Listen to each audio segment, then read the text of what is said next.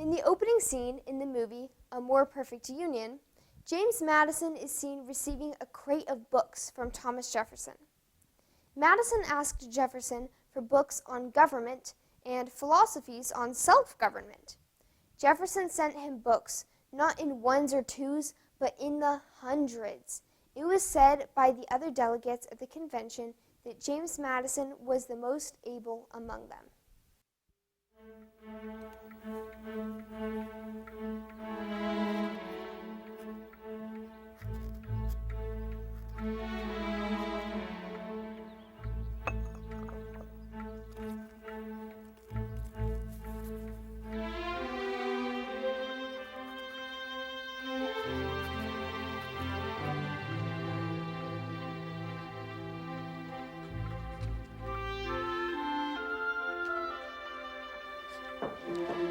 Yes.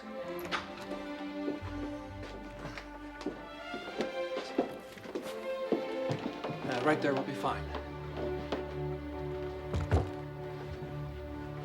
Please open it up.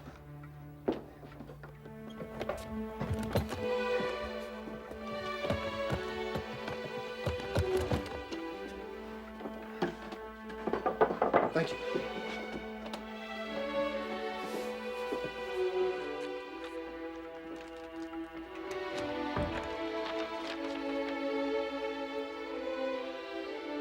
God bless you, Mr. Jefferson.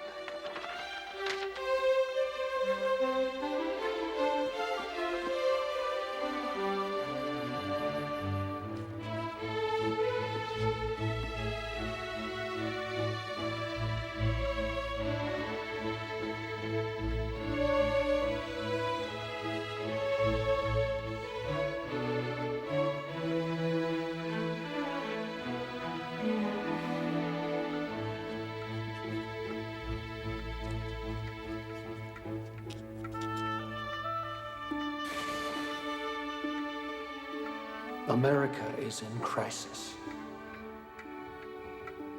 Once united by the war against Great Britain, the states are now deeply divided over matters of policy and commerce. Each state pursues its own destiny, which weakens our trade abroad and creates near anarchy at home. Unless a means can be found to unite the states, I fear the worst for my country. Its life may be as the flame of a candle, bright, but brief.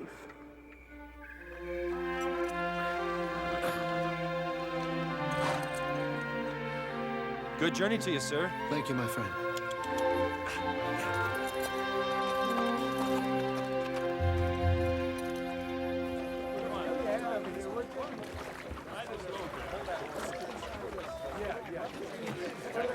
That wasn't our understanding. Well, that's what I said, and that's the price. That's flat robbery. It's even more than you wrote in your letter. Sorry, Squire. And you'll have to put the price down on your tobacco and grain because the tariff's going up again. I won't do it. And I won't pay your price for this lot either. Take it back. Take it all back. Take it back. Get your hands up. Put that back on the wagon. Put it back on the wagon. Take it back up on the sheriff. All of it, bring it back up here. Put that back on the wagon.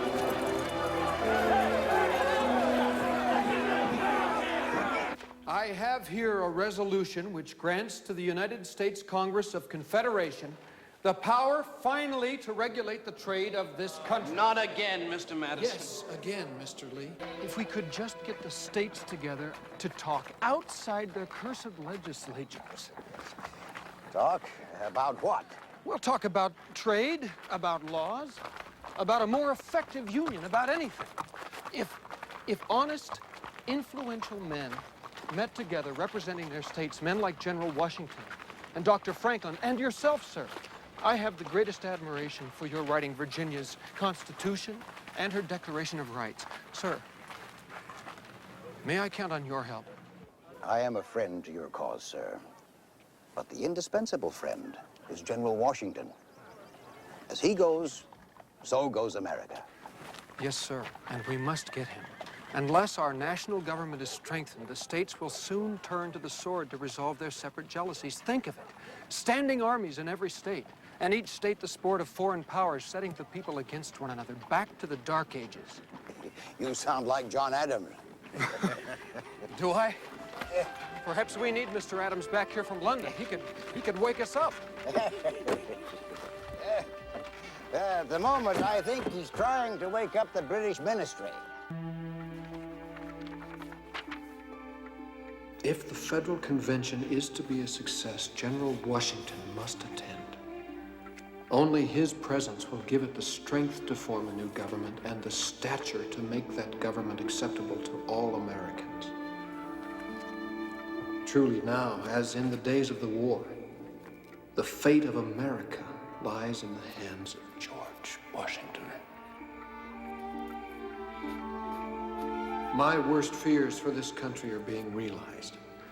In Virginia and elsewhere, the people are burning courthouses. In Massachusetts, there's been a full-scale rebellion of ex-soldiers and farmers. In their frustration with the bad government, the people are turning to the torch and the sword.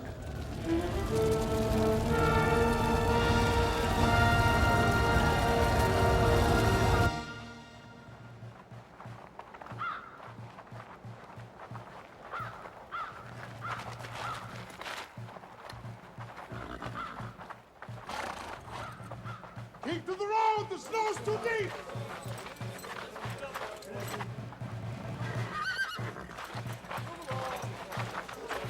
Over their heads. Gunners, sight your guns!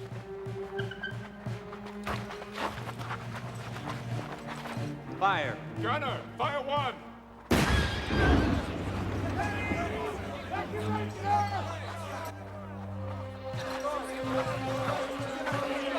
Another one over their head. Gunner, fire two!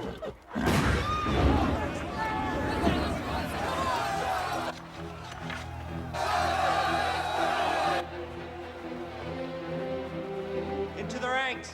Gunner, aim your weapon! Fire! Fire your muskets!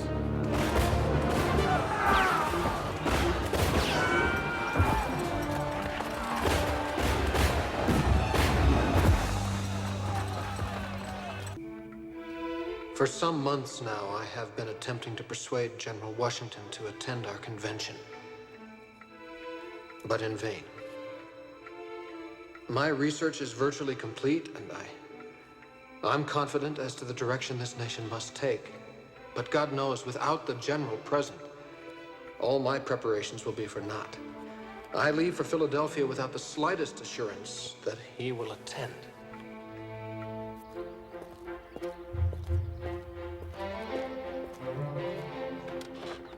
Thomas? Get up! Get up!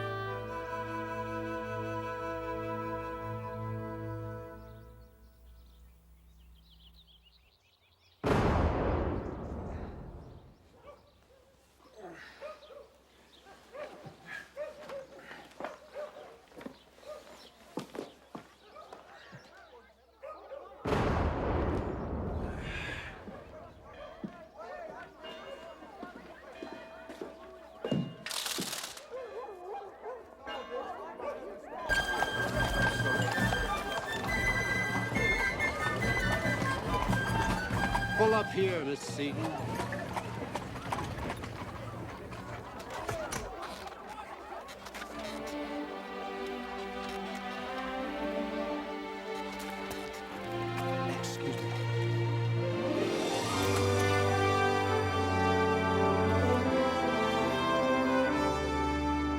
Mr. Madison.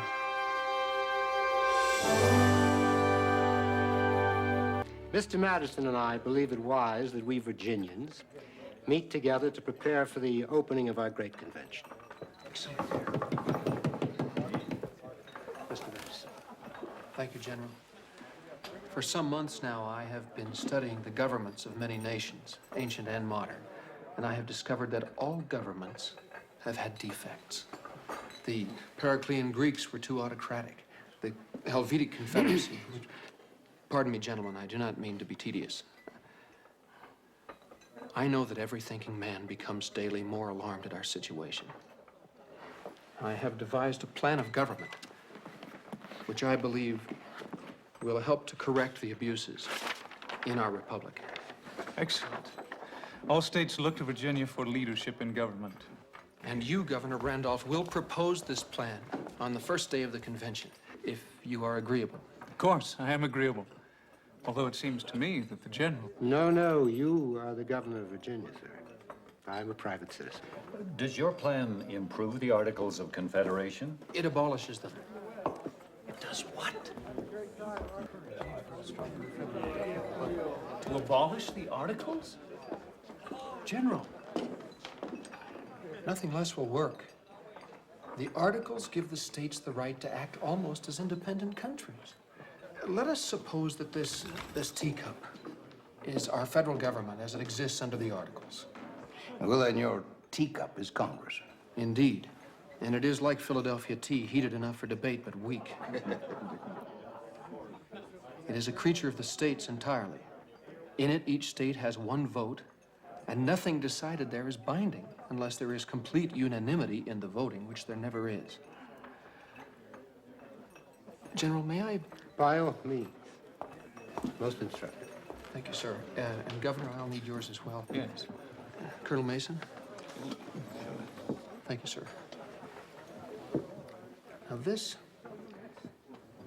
is the form that I propose for our new government. Instead of a single governing body, 3 branches in a truly national government. And what will they be? Our first branch will be a new Congress. Well, we already have a Congress. Yes, but ours will be different. Since our plan expands the powers of Congress, we will check that power by dividing it into 2 houses, an upper house and a lower house. And note, Congress will now truly represent the people of the United States for the first time in our history. How will it do that? How many inhabitants has Virginia, Governor? More than any other state, some 800,000 people. And how many votes does Virginia have in Congress today under the Articles? 1. Do you know the population of Delaware? Not precisely. Certainly under 100,000. Well under 100,000, Mr. With. And yet how many votes does little Delaware have in Congress? 1, of course. The same as Virginia. But our new Congress will make nationally binding laws. And so the people of Virginia, as all the states, must be represented fairly, in proportion to their populations. Waiter,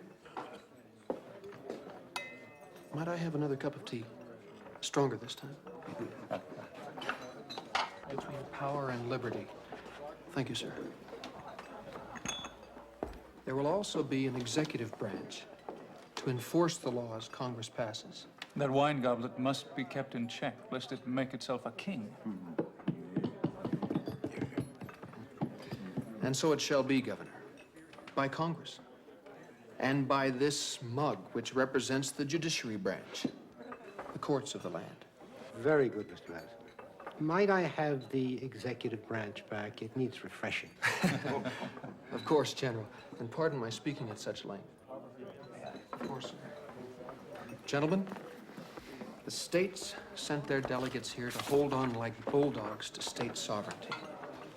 Our first battle will be to get them to abandon the Articles of Confederation in favor of our new government. The smaller states will oppose our plan at all hazard. Delaware will not want to lose her disproportionate power in a Congress that makes binding laws. Nor would I, were I governor of Delaware. But they must. This battle Proportionate representation in Congress is the battle for the soul of America. Lose it, and the states of America will never form a true union. Win it, God willing, and our nation is saved. Gentlemen, to the Virginia plan. Madison went to the convention not only as the most educated, but he also went with a plan. He had outlined 15 items that he thought should be in the best system of government. Because he went prepared, almost the entire 4 months of the convention was spent discussing his plan. His plan set the agenda for the convention and the framework for the Constitution. That is why he is called the father of the Constitution.